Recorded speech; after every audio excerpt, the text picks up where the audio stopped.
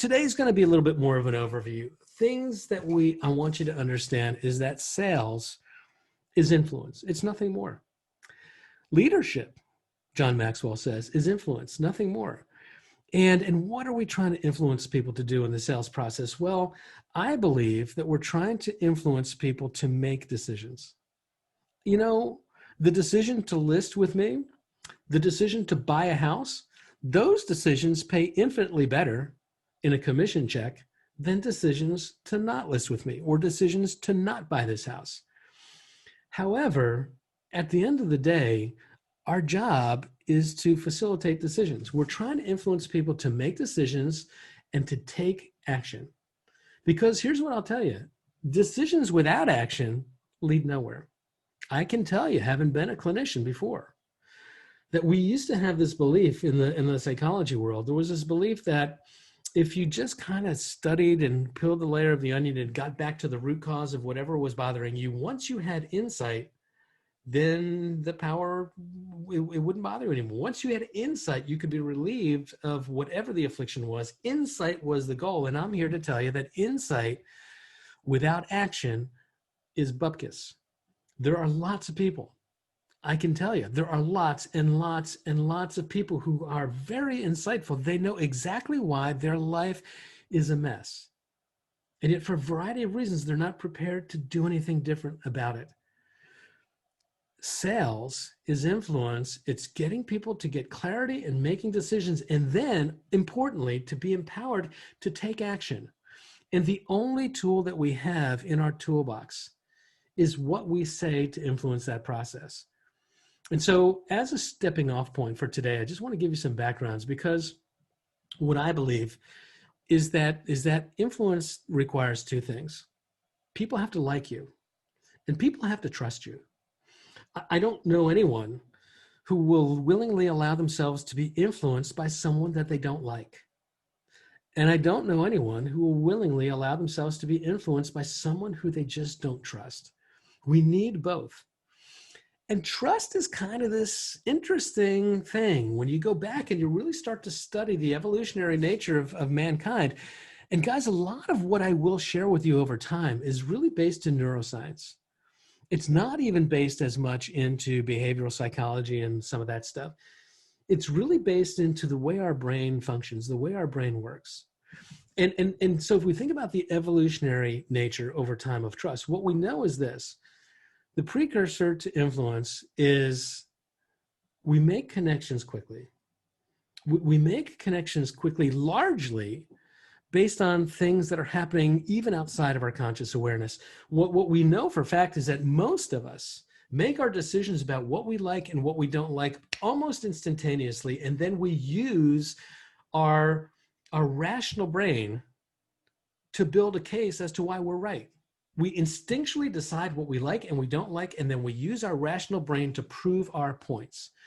And so if we recognize that a lot of decision-making happens outside of the awareness, well, then one of the things that we have to do is have to learn what are the rules that are going to influence that, right? What are the rules that are going to come into play? One of the things that we trust as human beings is we trust consistency. We trust what I call presence. What's presence? That's that sense of authenticity. That's why we don't like scripts, because we think that scripted language feels so inauthentic. It feels so forced that there's no presence in our relationship. It's just you talking off of a sheet. That's not what I like. That's not what I trust. I trust real people and real relationship. You know, there are 4 key tasks as I look at it of really purposeful communication. Task number 1 is I have to find a way to build trust and rapport with you. I can't get anywhere until I start to get you to like me, until I start to get you to trust me. The very first task of our communication is, how do I build that? When we're communicating with people that I don't know, we have to focus more here than we need to when we're communicating with people inside of our sphere of influence, with people who we already have trust and rapport with. And there's specific techniques in terms of how do you do that. The second task of purposeful communication is we have to help people create clarity. Because if we're going to try to guide people into decisions and action, people will not make a decision if they are confused, if they are conflicted. People will not be empowered to take action until they are clear on what they're needing, what the path forward for them looks like. We need to get good at facilitating decisions and inspiring action. Those are the 4 tasks of communication. And guys, in my humble estimation, absent these 4 things, I don't think you need an agent in any kind of a transaction. Because if I can make a decision on my own and get all the clarity that I need and make my own decisions and motivate myself to take action, if I don't need any guides in that process, if I don't need anybody with any expertise, then why would I pay you? I don't need you for that. These are the 4 tasks, I think, of all purposeful communication. And it's the same whether you're in a clinical setting or a sales setting or just in an interpersonal setting. How do I build rapport? How do I get you to trust me? How do I create clarity? How do I facilitate decisions? How do I inspire action? There was a guy back in the late 1960s, 69 at UCLA named Albert Mehrabian.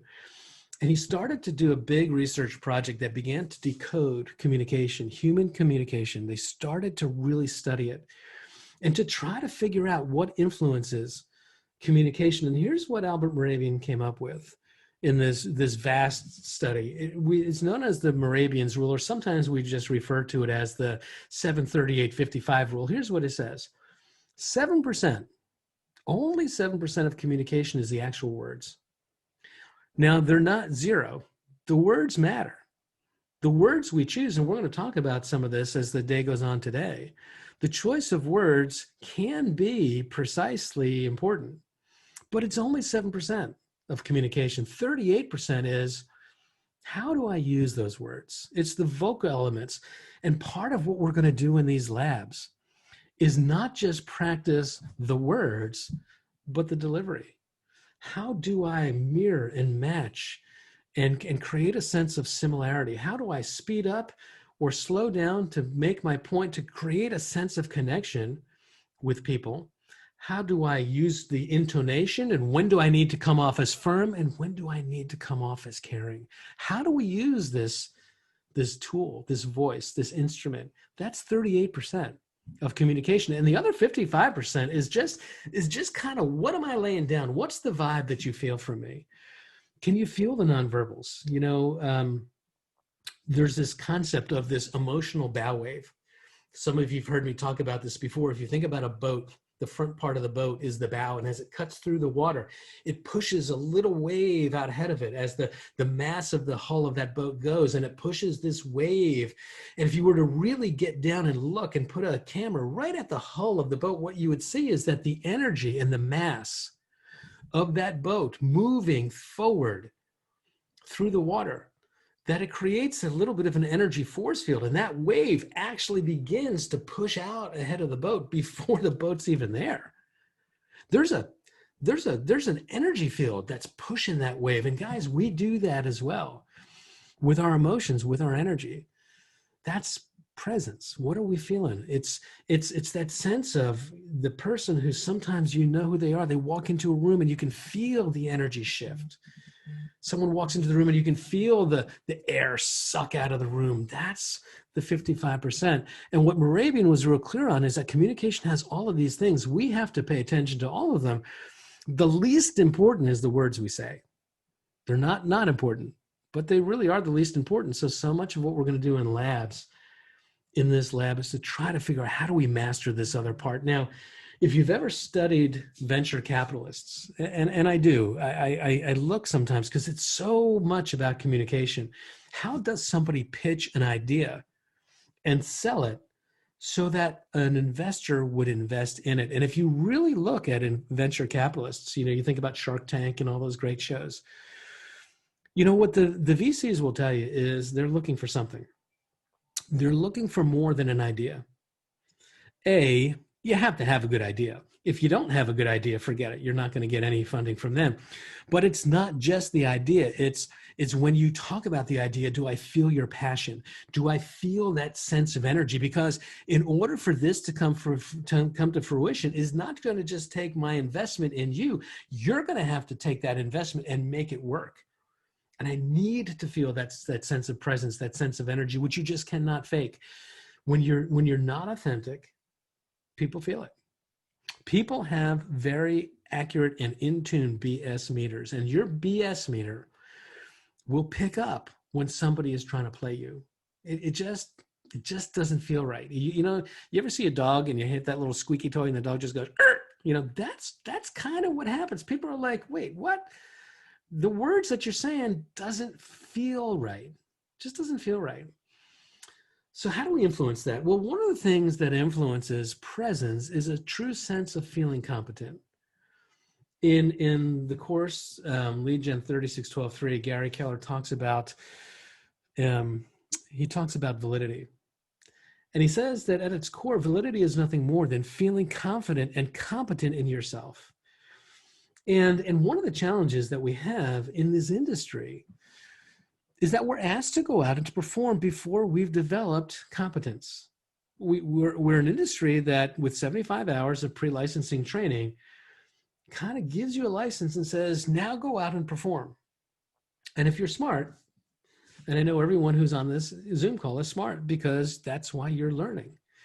You recognize that 75 hours didn't prepare you for squat. And here's what happens. There's this 4-phase process for adult learners to develop competence. And it begins with being unconsciously incompetent. We don't know what we don't know in the very beginning. And that's called being oblivious. And sometimes ignorance is bliss.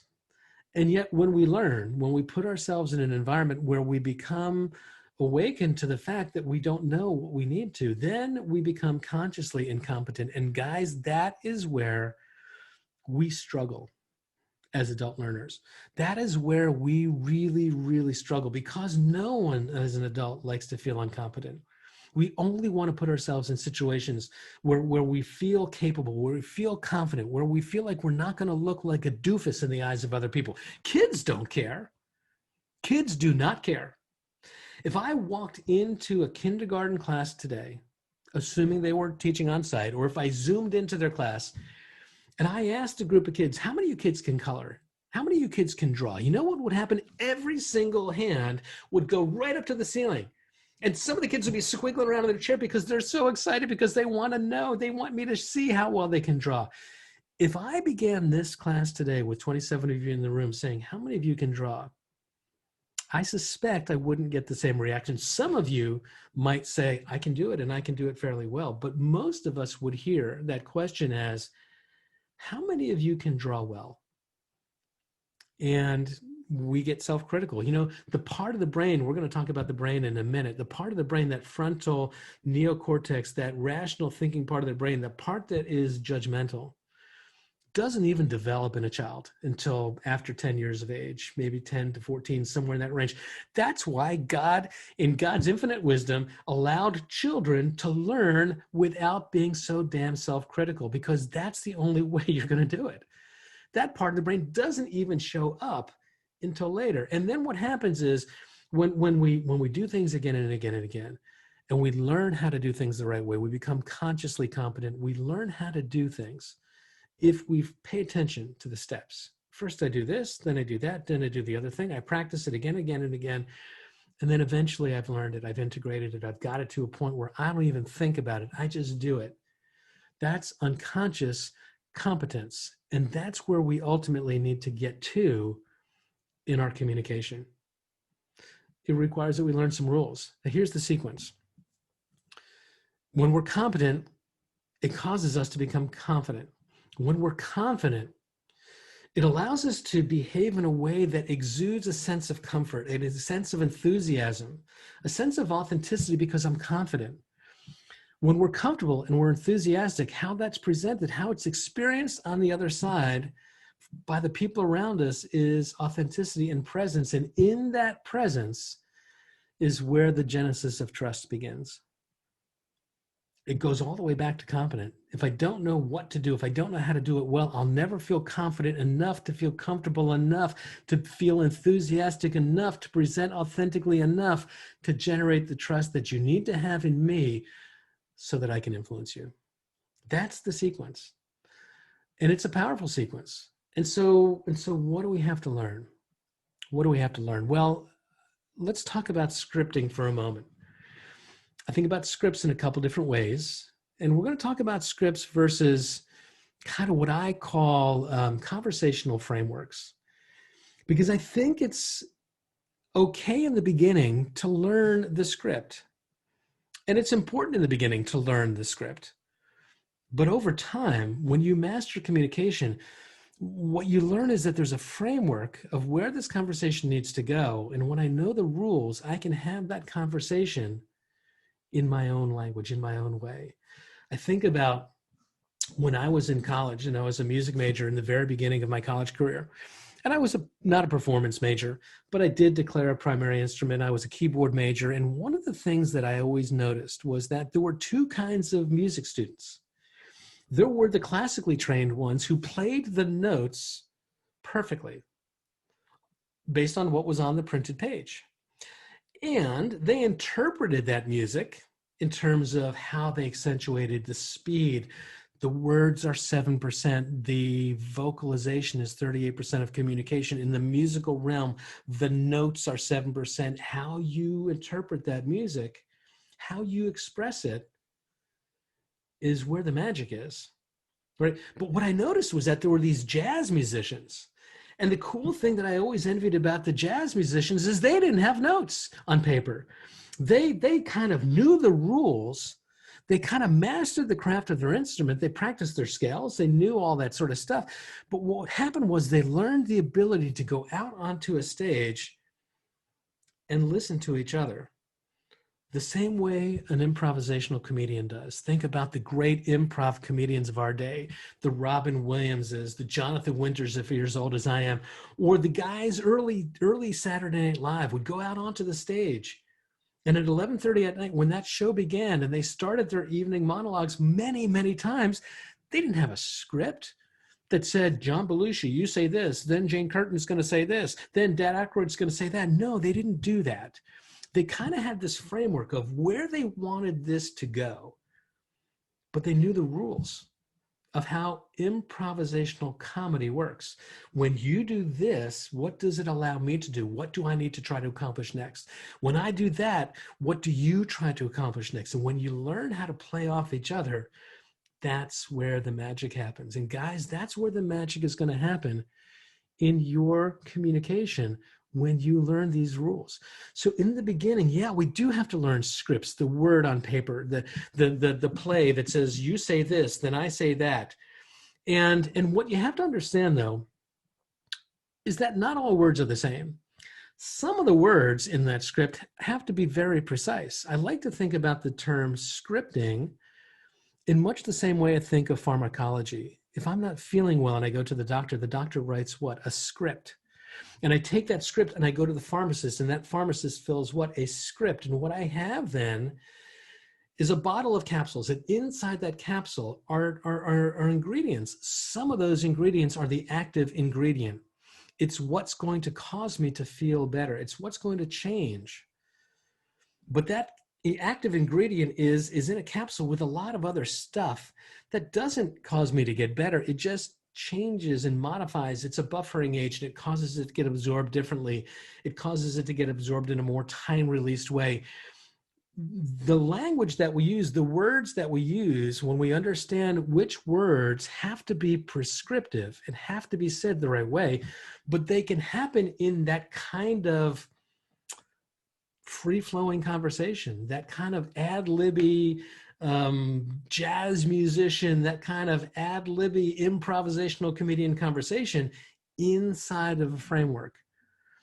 You got to know the rules. The conversation framework is a step-by-step sequence of tasks that have to be achieved at each level of the conversation. These include things that need to be felt by the other person. What do I need you to feel? What do I need you to understand?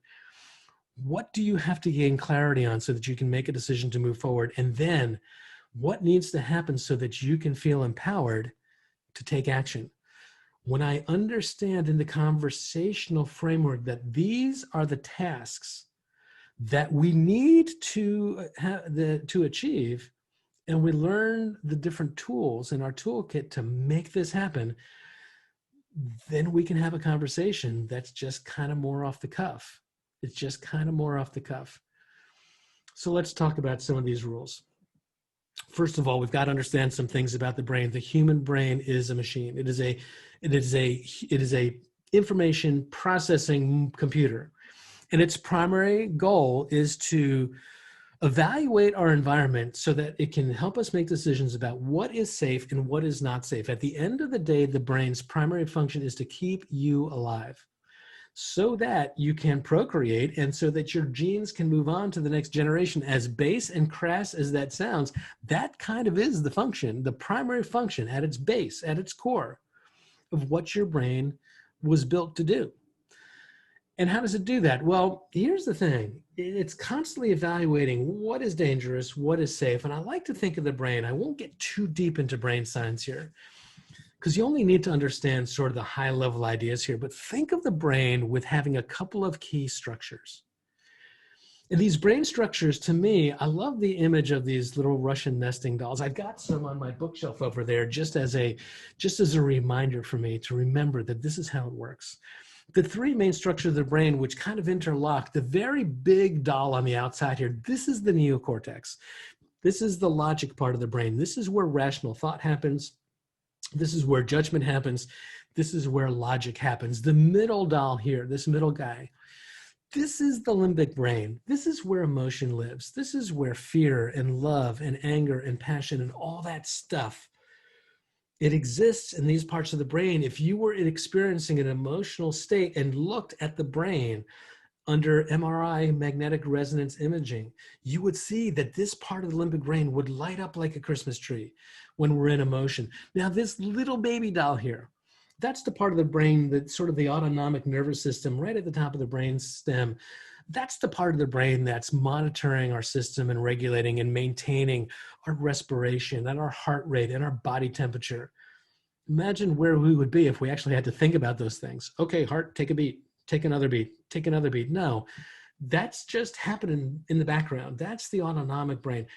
But the two main parts of the brain, the logic brain and the emotional brain, there's this third structure, this fourth structure that's called the amygdala. I won't get too deep, but understand this. It's this structure, it's these two glands about the size of almonds that sit right on top of the limbic brain. And it kind of acts as the gatekeeper.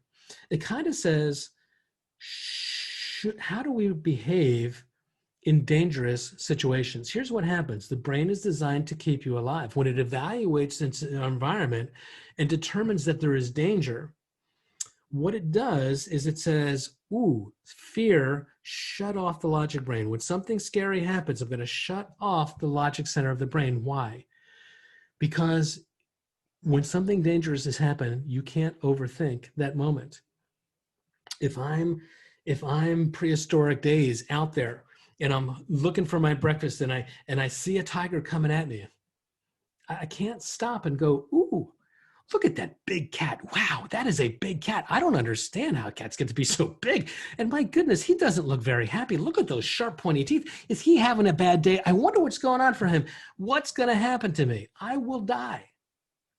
When something dangerous happens, I can't overthink the moment. I have to either run or I have to fight, but I can't overthink it. So when we get into a heightened emotional state, the amygdala shuts off the logic part of the brain. It just shuts it off. It's kind of like, I love this image of the elephant and the rider. If we think about an elephant and a rider, 90 times out of 100, the rider can guide the elephant.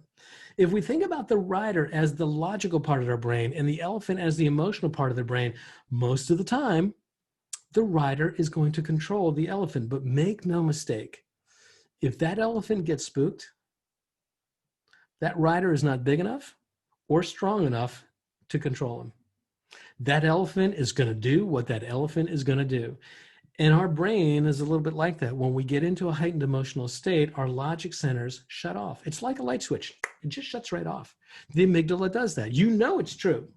I use this example sometimes because think about the last time you had a fight or an argument with somebody and you were really jacked up. It's not always fear that can trigger this. It can be anger. It can be love.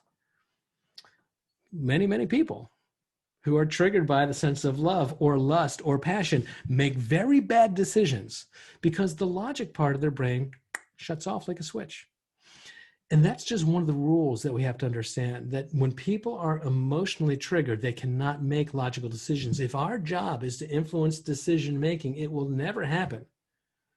It will never happen when people are in an emotional state. And so one of the things that we're going to talk about and we're going to practice is, how do you deal with that when people are angry, when people are upset, when people are afraid?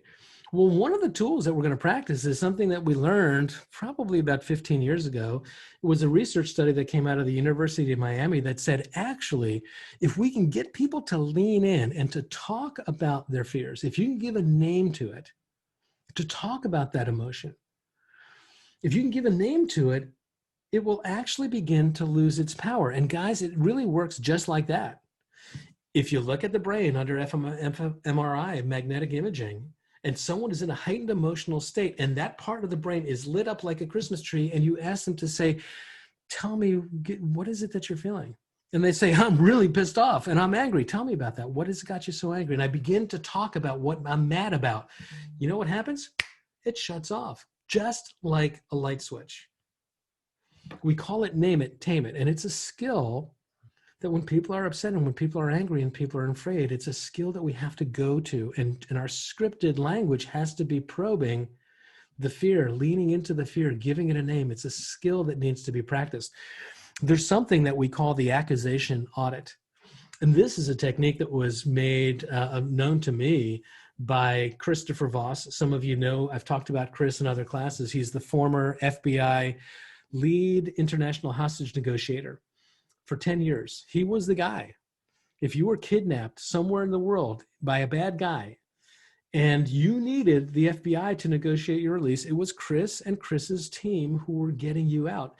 And one of the things that they learned is that when you allow people to talk about the thing that they're most afraid of, the logic centers of their brain begin to become re-engaged. One of the things you think about as an FBI negotiator, now think about this for a moment.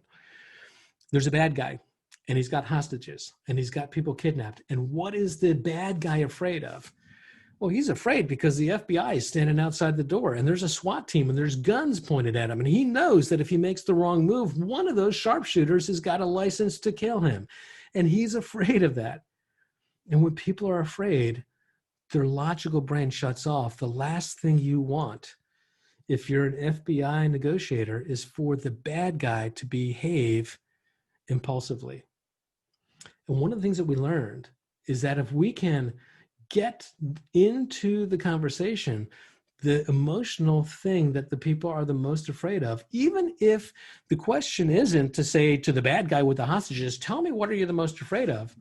There's a technique that we'll learn how to practice and employ in the sales setting that we call the accusation audit. When you give words to your emotional expression, it loses its power over you. And when I give those words to you and you hear me say them, it loses its power over you just as well. And so the accusation audit sounds like, in the FBI world, I'm sure you're afraid that we've got 17 guys right here with sharpshooters pointed at you. And the first step that you take out of line is going to be your last. I'm sure you're afraid. You must think that we just can't wait to get a clean shot at you. All the things that I think you're afraid of, when I give you those words, what begins to happen is you say, yeah, that's right.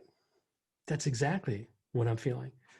And believe it or not, the brain begins to change. The logical brain begins to get re-engaged. And now we can start to have a rational conversation about what are we going to do. Guys, there are times when our clients are angry and upset. For sale by owners are pissed off. They don't want to talk to us. Expired listings are angry.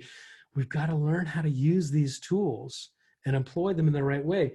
What we know is that human beings have key fears. They're predictable. And we talk about behavior. And we talk about DISC behavior. And for those of you that aren't super familiar with DISC, it's a behavioral profiling status system where we start to determine what are people's natural behavioral types. We've got people who are dominants, who are drivers. We've got people who are influencers, and we've got people who are steadies and the compliant types. And a lot of this has to do with their behavior. Are they outgoing? Are they reserved? And I don't have time at the moment to get deep into DISC, but I am a certified DISC trainer, and I do teach organizations and companies how to interpret interhuman relationships, interpersonal relationships based on behavioral style. And here's what we know: people are different, but they are predictably different. What we know is that the biggest fear of the drivers is they don't want to be taken advantage of. What we know, the biggest fear of the influencers is they don't want to feel rejected. The biggest fears of the steadies: 69% of the population is steady. 3% of the population is drivers. 11% of the population is influencers. 69% of the population is the steadies. The thing that their biggest fear is the fear of losing a sense of security, of feeling that things are getting out of control. That is their biggest fear. The compliance, the C's, 17% of the population, their biggest fear is being criticized for doing the wrong thing. And when we know our clients and we know who we're talking to and we know what their biggest fears are, the conversations that we have to be to remove those fears. Because when we remove those fears, we empower them to stay in logic. We empower them to make decisions. We empower them to take action. And so we need to learn about that, and we'll learn about that in these scripts, in these labs, right? Patterns and biases. The brain is constantly looking for patterns because it believes that things that are predictable are just safer than things that are unpredictable. So we're constantly looking for patterns and consistency. And one of the things that happens is the brain is constantly evaluating the situations around us. And it's constantly having to accumulate and deal with so much data, and the brain is kind of lazy. When it starts to see a pattern form, it begins to say, okay, I recognize that one. I don't have to put any more energy in this one. Now I'll go and evaluate this potentially dangerous situation. It's what we call heuristics. It's a fancy term for saying we have biases. When we see patterns showing up, we begin to believe we know the whole picture. And that can lead to lots of biases, some of them good, some of them not so good. One of the biases that people have is around salespeople. One of the biases that the population has is they don't like us. They don't trust us. They think we're pushy. They think we're just in it for ourselves, that we're money grubbers, that it's just about the next deal for us, that we don't care about them. That is a bias that exists in the population today, largely because salespeople haven't always been so good. But it's a legitimate bias that's there. And here's one of the things that happens is that some of the things that we're taught to do, if they come off as too quintessentially salesy, actually generate resistance. They're called resistance triggers. You're behaving in a way that looks and feels like the person that I don't like. And the moment I feel that, I connect the dots all the way to, I don't want to do business with you. A lot of the scripts that we use today that were written years ago, I think need to be revised. Because I think a lot of the language sounds too quintessentially salesy. And the moment people hear it today, where people have shorter fuses and people, quite honestly, are more angry, and people are not the same people that they were in the 1980s when many of these scripts were written, many of these scripts have to be adapted. And we're going to teach you how to do that here in these labs, right? We want to teach you how to disrupt the patterns, so that people don't see you as the same old that I don't like, that we're going to teach you how to disrupt those patterns. Now, another rule in the 10 minutes that we've got left, we have to recognize that the brain thinks in pictures. And we have left brain people and right brain people, and left brain people are more analytic and right brain people can be more creative. But for the most part, people think in pictures. If I say the word table, you will more than likely have an image of a table appear in your mind. And one of the things that's fascinating about the mind and the brain is it can't differentiate between pictures that are real and pictures that are not real. A dream can be very, very real. Your brain doesn't know the difference. Your brain reacts, if you've ever had a nightmare and woken up in cold sweats, screaming out loud because what was going on in your brain seemed so real that you actually took a physical action in real life, your brain cannot recognize the difference. And so one of the things that we need to learn how to do in our language is to paint pictures. It's a phrase that Jeb Blunt, who I love, one of the great sales trainers of all time, not real estate specific, but sales trainers, in his book, Fanatical Prospecting, talks about picture painting, of to use our words to create an image in someone's mind that triggers the desired emotional state that we want them to be in so that they can make a decision, so that they can take action. Learning how to use our words to create images in our clients' minds is important. And guys, this is a technique that you will carry into your ad copy so that when people read your ads, they don't just read brand new Olympic-sized swimming pool. They read, imagine yourself sitting by the pool with a cool drink on a hot summer day, enjoying the frolic of your children playing in the yard. There's an image that's like, oh, that would be really cool. I really want that. When we learn how to use our words to create images that empower people, that's where we really have power. And so we also recognize that we tell ourselves stories. We are storytellers as a species. The brain responds to stories. We are communicators through stories. What are the stories that we tell? There is this concept in psychology that we call narrative transportation. It's what physically happens when you get sucked into a great movie or into a great book or watching a great piece of theater, where you actually get drawn in as if you're part of the scene, where your emotions go up and come down, your fears rise and fall, that sense of threat that happens when the bad guy's hiding behind the car, you feel it physically and palpably because you got sucked into the story by the narrative. What are the stories that our clients are telling themselves? How do we tell a different story through our words to empower them to get into a different state so they can make a decision? And largely the way we do it is by asking great questions. The way we do it is by framing a series of questions so that people can begin to tell their own story and self-discover their own story. The technique is kind of like a trial attorney. You think about a great criminal trial attorney when he's got someone on the stand. He doesn't ask any question that he doesn't know what the anticipated answer is, because he is crafting, or she is crafting, a narrative of where is the story that I want told so that the jury hears what I want them to hear. We have to be clear on knowing our clients and knowing where we're going to steer their story through questions, so that they can tell the story that empowers them to have an emotional experience to do the thing that they need to do. We have to control the narrative. And so to think about that, let's go back to DISC. And let's think about the DISC styles. You know, one of the things we want to do is we want to picture yourself having made a confident decision to move forward with your home purchase. We want to ask questions like, what needed to happen for you to feel that level of confidence?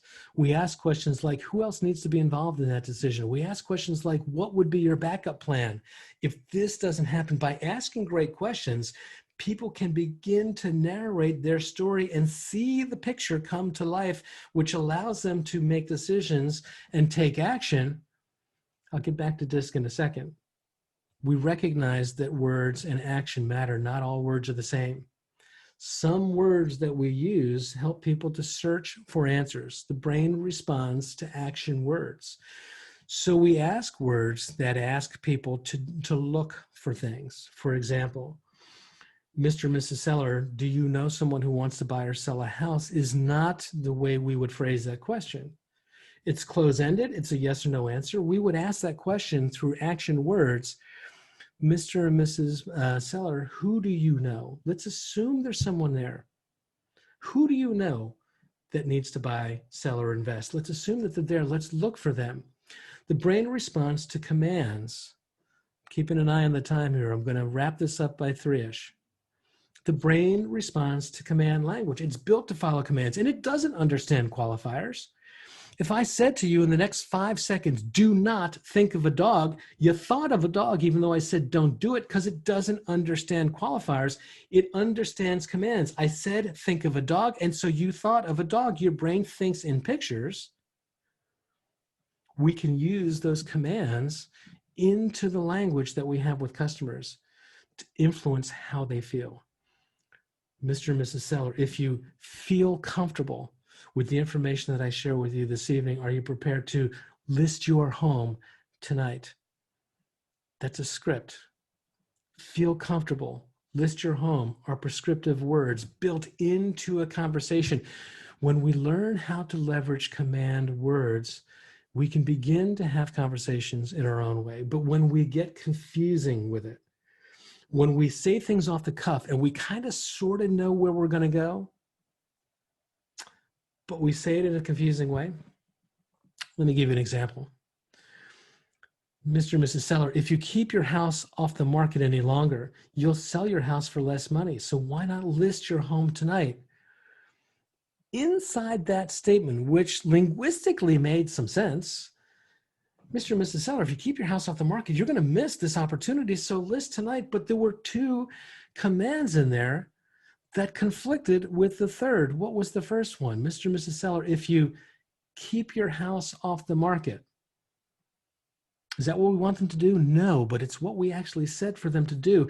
Only 7% of the communication is the words. Everything else is happening in the background. You said, keep your house off the market. You'll sell for less money. Do I want you to sell your house for less money? No, but it's what I said. And then you said, why not list your home tonight? And so in the background of your brain, in the unconscious part of the brain, you're hearing, keep your house off the market, list your home tonight. Dude, I am so confused. I don't know what to do. That becomes a resistance trigger.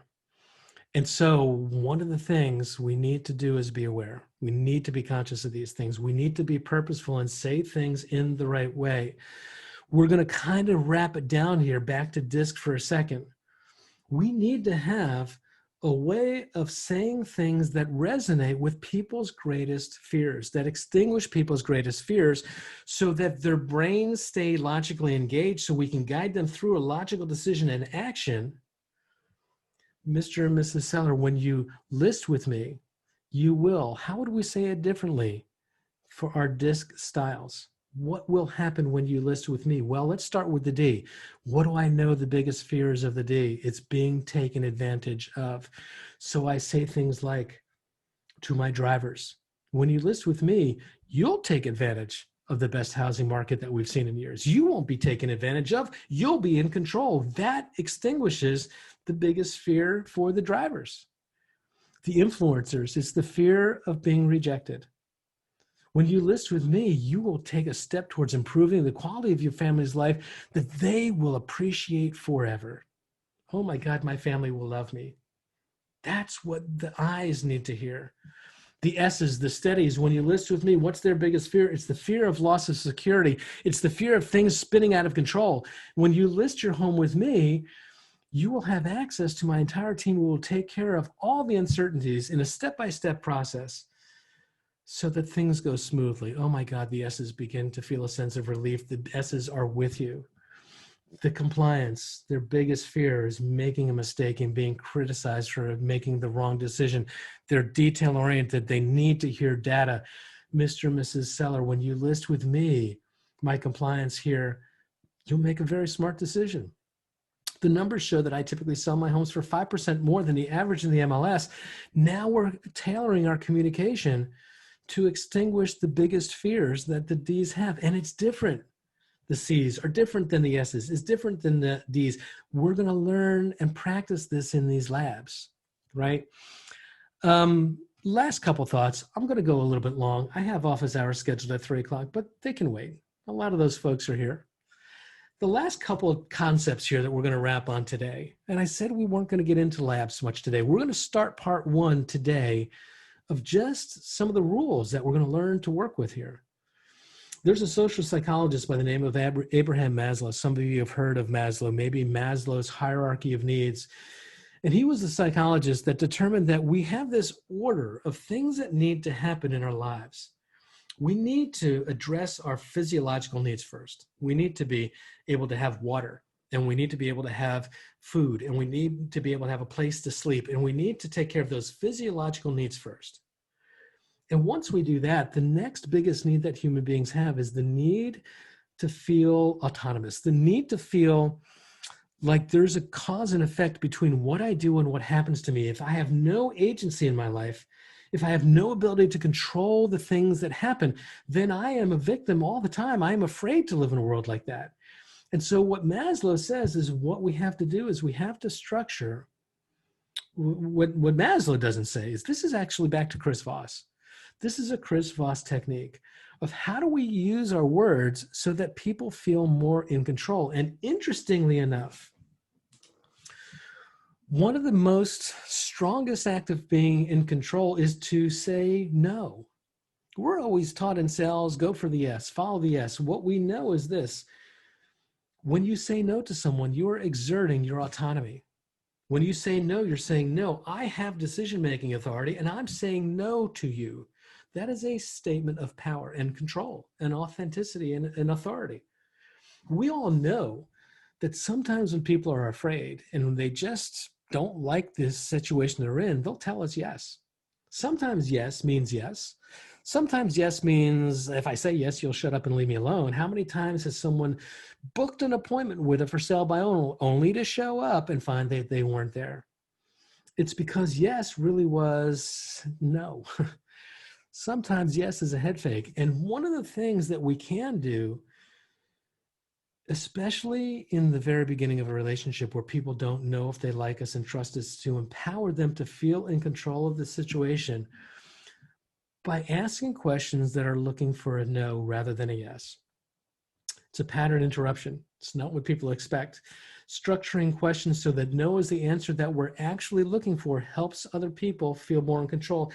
How might that sound? I'm talking to an expired listing or for sale by owner, and I want to meet with them. And I know that the commitment to a meeting is the hardest thing to get there. The commitment of time is the hardest thing to get anyone to give up. Rather than asking, would you like to meet, which looks like a yes, which doesn't necessarily make them feel in control, I might ask the question, would it be a bad idea to get together for 20 minutes? Because interestingly enough, would it be a bad idea to get together? The answer I'm looking for is no. And when I invite you to say no to me, and you're not 100% sure of me, saying no is an act of control. It's an act of autonomy. You will find that learning how to ask questions that are searching for a no answer rather than a yes answer strategically in the right moments is a rule that you're going to want to learn. So guys, today, and it's 5 after, and I apologize that we went long, but we're partway through some of the rules that I want to share with you to give you an appreciation that this is a science. This is complicated, and it's important to know the script. It's important to practice the written word and to internalize it, because people that have written scripts conceivably know how to structure them in a way that if you say it this way and you say it with confidence, you'll have better outcomes than if you just wing it. Scripts are important.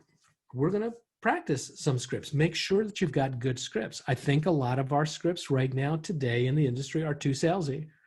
I think some of our scripts sound too stereotypically salesy, and a lot of our scripts actually trigger resistance through the I don't like salespeople bias, and you're starting to sound like a salesperson.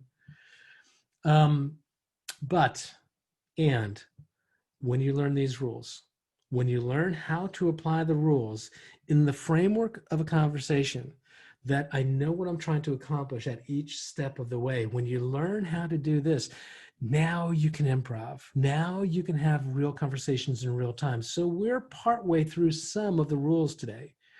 Tomorrow at 2 o'clock, I'm going to share with you some more rules. We're going to talk about some rules relating to handling objections. We're going to talk about some rules relating to using your voice and how to use it for better effect. And then we're going to start labbing some of this stuff week by week. We're going to pick one of these rules or maybe 2 of these rules, and we're going to go deep. And we're going to wrestle with these, and we're going to learn how to say stuff through exercises and repetition and practice, and we're going to get good. Because guys, when you learn how to communicate in real time, then you don't have to worry about scripts. Then you can have truly authentic conversation because you understand how language works and how it works for you. When you learn how to do it this way, you will be more influential. You will close more business. You will make more money. And more importantly than anything else, you will guide people into making decisions that are in their own best interest for their families and themselves. And you will empower people to improve their lives. And that's what this is about.